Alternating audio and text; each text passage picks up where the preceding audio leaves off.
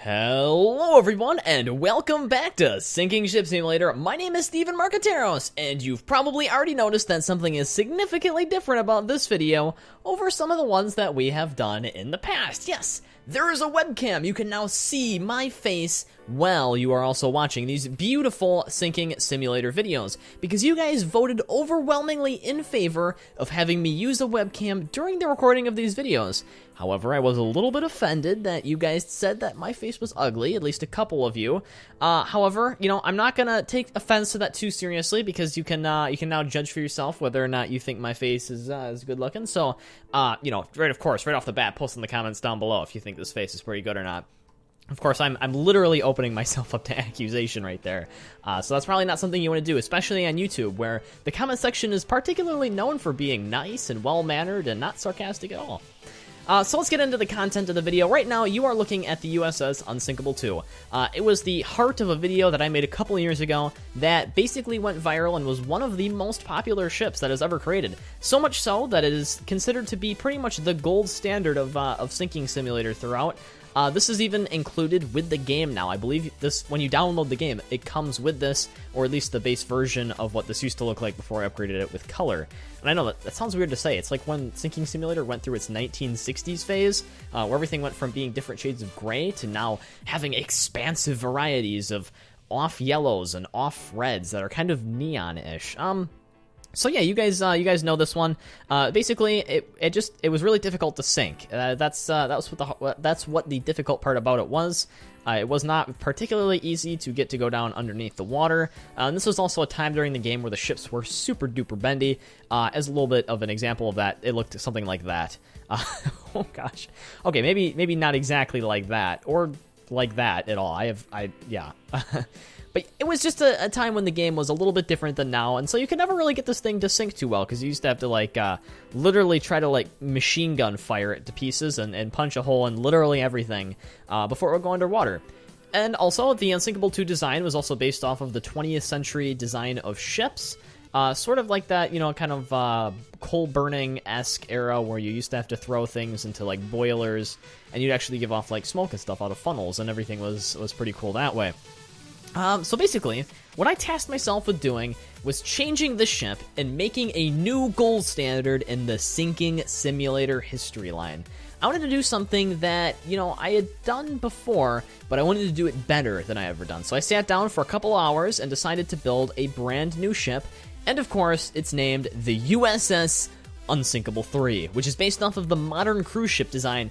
And I think that I did a pretty good job of doing that. But you're probably asking, well, how is this unsinkable? What makes this the most unsinkable ship? What makes it worthy of the title of USS Unsinkable 3? And you know what? I will pierce it, because, you know, it's very ethical to pierce ships and then give reviews, you know, while it's happening. Imagine leading an inspector around your house while it was on fire and just saying how great your electrical code was. So let's give it a couple pierces here. And we'll do these all front sections here, so I can also try to prove a point. So essentially how this thing is designed is it's designed like a modern cruise ship. There's a nice big amphitheater in the back. There's sort of an observation tower up here, and there's this nice chimney stack thing for whatever actually comes out of these days, which I'm considered there's actually nuclear reactors on board these things, so it's actually all water anyway. It would just logically make sense. This thing's like an aircraft carrier, essentially, which we've built some in the past. Make sure you check out those videos, too.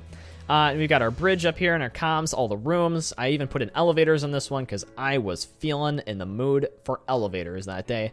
And so, yeah, I essentially came up with this design with all these different separated compartments that are all leakable into each other, but it isn't very likely for doing so. And right up here, you'll see primarily why, is that I needed to do some intense mathematical computations. Yes, I had to get out my graphing calculator and everything for this one to find out the appropriate level of the height that this had to be so that these wouldn't go over, these waves.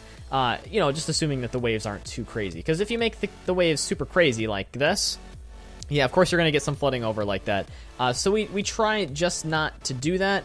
And of course I actually have done that a little bit there. So I think we may have accidentally just flooded the whole ship there due to breaking the laws of physics, I'm going to go with. Because I'm pretty sure that water literally just created itself. So whatever, I'm just going to let it slide. That's for Fred to figure out. So yeah, essentially that design is supposed to keep it from flooding over, especially when it's punctured in the corner, like I tend to do it almost all the time, which all of you said was terrible. We'll try not to do that. We're trying to go on a little bit of a method to make these videos how you guys want them. Oh, look at that. Oh, it's split beautifully in two. I love it when it does that. It's not just the sinking about this game that I love. It's also just like the fact that these ships split apart and that they break into multiple pieces and they split in kind of dynamic areas based off of force and stretch and tension. And I think that is the great part about physics simulators that we all love. I guess if I'm being completely honest with you here, some of those original Titanic videos that I made, I think the super original one, the RMS Titanic, that was years ago.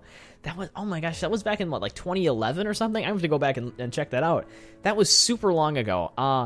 Not a lot of that was actually was realistic and intense, because I was actually changing the sliders as the ship was breaking to try and stage it a little bit, because you know when you're performing, you gotta make yourself look kind of good. So I tried to do that to make the video more enjoyable. However, I don't think any of you guys are gonna have a problem with that. I mean, you'll probably go back to the old video and comment about how that was all fake, but that's completely fine. So yeah, that is the Unsinkable 2. It's a pretty fantastic looking ship. I think it's pretty beautiful. It is very eerily similar to the design of the Costa Concordia, which I built 2 weeks ago. It's similar because all cruise ships kind of do look like, well, ships, of course.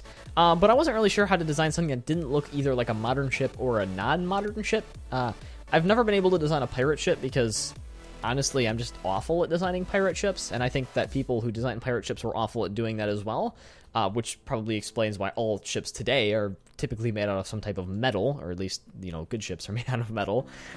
So yeah, that wasn't even in the equation. So, I mean, yeah, it does look a little bit not original, but hey, what are you gonna do? At least I tried to go independent with the color, and I made this weird, nice looking S symbol. And it's weird because these days, it's not enough to just make a symbol and just fly with it. These days, you actually have to compare it against other symbols to make sure that you're not violating some sort of like social conduct. Like, does it look similar to a swastika? Okay, check mark. It doesn't. Does it look similar to like an anti like race group or a discriminatory group? And you gotta check. No, it doesn't. So, you know, I hope I did my research on this one. You guys can tell me if I didn't do my my research on this design right here. But yeah, that's that. I spent a couple hours working on that. I think it's pretty good. You can get this in the ship pack, which is in the description of the video if you want to play for it for yourself. I recommend it. It's pretty fun, even if you just download this on your computer to just have when your internet goes out or something. I almost said when your energy goes out, but of course when your energy goes out, you probably can't use your computer unless you have some sort of power supply, like an APS, which, good for you. I don't have one of those, and I'm a YouTuber, so it sounds weird to say I'm a YouTuber. I don't actually like to say that. It just sounds weird. Besides, we only have like 60,000 subs anyway, guys. I mean, we're not serious YouTubers here. I guess the webcam makes us a little bit more serious because that's what PewDiePie and stuff do, but nah. All right, let's move on to their ship. So this one is a little bit on the small side because I'm not very good at designing ferries because, you know, I just don't have the ferry skills. I've never actually been on a ferry myself in real life, which is kind of amazing. You think I make all of these ships, but I've never really gone on that many ships. I've only been on a cruise ship once, a wooden ship when one of my uncles got married, and that's about it. That's 2 ships. I think that's enough for me. I mean, I don't have a problem with boats, but you know, when you design YouTube videos where essentially you look through a list of maritime disasters, this ship right here is the #1 maritime disaster to ever occur in the world, right? And you do that like all the time for months on end. It doesn't make you want to really ride ships because you realize just how easy it is for you to die, and that's terrifying to me, just a little bit. All right, so right here, this is the Doña Paz. I've been told to give a little bit of history behind the ship, so I've done a little bit of my research. If I remember correctly, this is the largest maritime disaster that ever occurred in the history of the world thus far, or at least I guess in the 20th century. I hope there was no more people that died than 4,000. But yeah, about 4,000 people died on this ferry. Essentially what happened is it was over-passengerized, if that's a word. It was overpopulated, and it was sailing along. There wasn't any actual problems with the ship itself, other than that it was, like, seriously overloaded with people. Except it collided with an oil tanker, and that ain't what you want when you got a ship. when you collide with an oil tanker, they start to, you know, burn and whatnot, and that ain't good for you. So I think only about 20 of the 4,000 people on board died, and only like a couple people on the other ship lived too. It was some super crazy, highly undocumented disaster, and so much so that the design for this ship was based off of like the 3 existing photos of the Doña Paz I could find on the internet. It's so widely undocumented that you know, you can't really even you can't even really build the thing. And I don't think I did too good of an accurate job. Go look it up for yourself on Google if you want to see what I'm talking about. They look remotely familiar, but they're not like perfectly familiar in any way or shape, essentially, whatsoever. So we're gonna let this one sink to the bottom here. Some of the things I also wanted to talk about was with scholarships primarily. This week, I was awarded with a scholarship. I had an amazing opportunity to go to one of the healthcare facilities in my area and accept a scholarship, even though it wasn't a scholarship for the one I had actually applied for. So I want to sort of like teach a lesson here, right? I want to go kind of like teacher, give a moral to my audience out there right now while I'm doing this video, because it could become useful for your life later on, and you probably weren't expecting some type of like moralistic future advice in the middle of a in the middle of a video about going through and resinking ships that thousands of people died on. So yeah, essentially what it was is that I applied for a scholarship for a decent sum of money. And I actually was denied that scholarship. I actually have the letter chilling right around here. Yeah, I'll try not to show up any of the important docs. But basically, I received this letter saying that I didn't win the scholarship because, you know, I'm me. I'm not overly fantastic. I didn't run any like cookie fundraisers to help the poor and the starving in 5th grade. Because at that time, I literally had no idea that college was going to be important and that stuff would ever be useful on a scholarship application. What ended up happening was another lady who read my scholarship application decided to call me up and award me a scholarship in her husband's name, which I thought was really nice. And, I mean, that's fantastic because, I mean, literally the cost of college education in the modern day is crazy. I mean, you'll see if you're either in college or you're going to college, it's absolutely crazy. Well, while I'm delivering this story, let's also move on over to the... Actually, let's move back to the Unsinkable 3. I want to sync this from multiple directions because I often don't end up getting to do that. Well, more like I'm supposed to do that, but I don't actually get around to doing that. So let's post that one right there. And so, yeah, essentially, the moral here is that just apply for scholarships. I know a lot of people at my school who say they watch this YouTube channel, but they probably don't watch these videos. And they don't really apply for scholarships, and they don't believe that they're going to be able to win any. But that scholarship that I just went to last night and was awarded was the first one I applied to, which I thought was crazy, and I originally thought I had lost that one too. So if there's anything, it's just always apply for something that you have the opportunity for like that. Like, always apply for scholarships, no matter what. I mean, go out and seek them out. There's always people ought to be offering you money. You don't even need to be too excellent or too great of a person to just try and apply, because you don't know who else is. And some scholarships are focused at people who aren't doing so great at the time and are going to become or want to go to college and want to express themselves in that way. So yeah, just always do that. It's a great life experience, and besides, you might get some free food tue, which free food is pretty awesome in my opinion. Albeit, you can get some pretty good deals at McDonald's on the McDonald's app. Make sure you check that one out. It's a semi-endorsement of McDonald's in this YouTube video, which I wasn't intending to do, but it's something that we're actually doing right now. Oh my gosh, this webcam is crazy, guys. I don't know if you can tell just how like freaked out I am, but because normally you have no idea what I'm doing behind the camera whatsoever. Behind the microphone, I could be doing anything. I could literally be like, you know, twirling a pen around and just kind of like chewing on a pen like halfway through these videos and poking them around and making all these arm gestures, and you'd never know that. But then when I have this webcam here, right, it's like I can't do anything with my face. I gotta smile, I gotta be happy, I gotta talk happy, I gotta keep moving, because otherwise you guys are gonna be really mad at me and you're gonna be like, wow, that guy is super creepy in real life. So I'm going to try to present myself in a way that is fantastic. And I kind of like the webcam for this, but make sure you guys tell me if you like the webcam. I literally have no idea if I got the proportions right on this, because I don't watch any YouTubers, at least currently, that use webcams in their videos. And yes, I know it would be better if I had a green screen back here and I was able to cut this out. But look, guys, I'm like a 60,000 subscriber YouTube channel right now. I ain't going for some super high quality green screen stuff here, right? I'm just going for the regular webcam, and I don't watch that many people who do. So make sure you tell me if I got the proportion sizing correct. I tried to watch a couple of videos and I tried to get to the box kind of small so it didn't take up a whole lot of space. And I just want to know, smaller, bigger? What do I need to do with the webcam to make it better? And don't say buy another one, right? Because we're already like $70 into this with some sort of Logitech camera. That reminds me, actually, cool story. Right before this episode started recording, is that I was setting this up in OBS because that's the software that I now use to record. I moved away from Fraps for some reason. I don't know, I didn't like it too much, and this is significantly better. And so what I actually ended up doing is I was trying to get the highest resolution out of the camera because, well, for some reason it wanted to record in like 480p, and I'm like, bro, I got this HD webcam right here. I'm not going to record this live in 480p.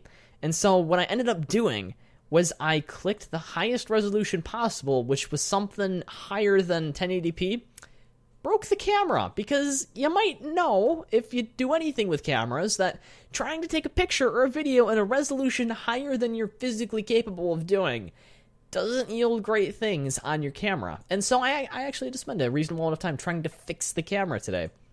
And then, on top of that, right? And this is the scary part about this video. I had to record this video twice. This is the second time I've recorded the same exact video, which might account for some of the fact why I look a little bit crazy right now. I realized that after I had finished recording, I used Audacity to record my audio, that Audacity was set to use my Yeti, but for some reason Windows identified this Yeti microphone as the audio device that's on that webcam. So I'm going to try to splice in a little bit of the audio from that previous right now and show you that. You wouldn't believe, looking back at some of these videos, my voice is like way higher. I sound way younger than I do. My introduction is way more timid. I'm like, hello everybody and welcome back to Dodge Them All. It's like something you can play smooth jazz to, and now it's like this crazy like, hello everybody and welcome to Dodge Them All. That kind of thing. But yeah, oh my god, that was so mad when I realized that. I was astounded. It was insane. And I couldn't believe that I had completely messed up a perfectly good syncing simulator video that honestly was amazing. So yeah, make sure you always check your audio before you decide to start recording YouTube videos. I don't know when that would ever be important for you. So yeah, I hope you guys enjoyed this episode of Syncing Simulator. I only had 2 ships to show today, but make sure you come back next week and we'll have some even more cool ones to show off. We're trying to get back on our schedule here. Our 7-day things. I got sick last week, which affected the video uploads for this week. It doesn't make a lot of sense, but that's how it works in the world of this YouTube channel. So yeah, I hope you guys can work with that. And I hope you completely understand everything that's going on. I hope you guys had a good time, and make sure you leave a lot of comments below. So thank you guys for watching. If you want to see more, make sure you click that red subscribe button down below. You guys know where it is, right? You've been on YouTube. Your average demographic is like less than 25 years old, so I think you guys can figure out what the subscriber button is, because you probably already know where it is. Make sure you give us a thumb if you think this video was good or you think this video was bad. Most people give the thumbs down these days, not sure why, especially on this YouTube channel particularly. And yeah, tell us how you're doing down below in the comment section. Answer some of those questions about the camera proportion size and whatnot. My name is Steven Marcateros, and I will make sure to see you guys next time.